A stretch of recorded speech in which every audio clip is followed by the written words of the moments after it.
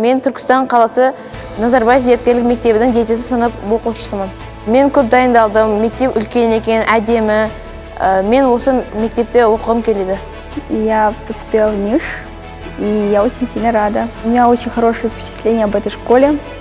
Тут все красиво и разделено на блоки, что очень удобно. Мен Түркістандағы Назарбаев мектебінің оқушысымын. Назарбаев мектебіне түскенді білгенде өте қуандым. Мен Назарбаев мектебіне түсу үшін өте көп дайындалдым. Ол қиын болды. Мен бұл жылы Назарбаев зияткерлік мектебіне 7 сыныпқа түстім. Мен өзімнің мүмкіндіктерімді көрсете аламын. Я хочу заниматься наукой и рисованием. Мен өзім қаламдағы осы мектептің ашылуына өте қуаныштымын. Мен көп химия мен биологияны оқып, сосын бір дәрігер боламын. Я хочу принести пользу своей стране и развиться в науке и в своих умениях, в творчестве. Осы қаланың дамуына, көріктеуіне өз үлесімді қосамын. Осы мектепке кірген оқушылар үшін бұл өзіні көрсету, өзін білім алу үшін өте үлкен мүмкіндік деп ойлаймын. Это новая школа, и это значит новые возможности.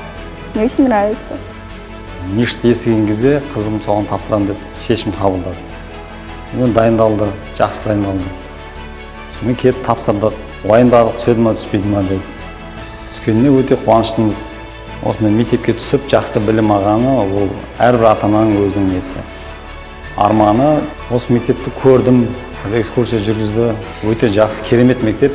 Естейтініміз, Назарбаевта оқиды екен деп, қызығатынмын, осы мирасым түссе деп армандайтынымыз. Алда, Құда қаласа, балдарымызға бәрі мүмкіншілік жасалған екен, бұл мектепте өте кең, керемет, жарық, жаныңа не керек соның бәрі бар екен.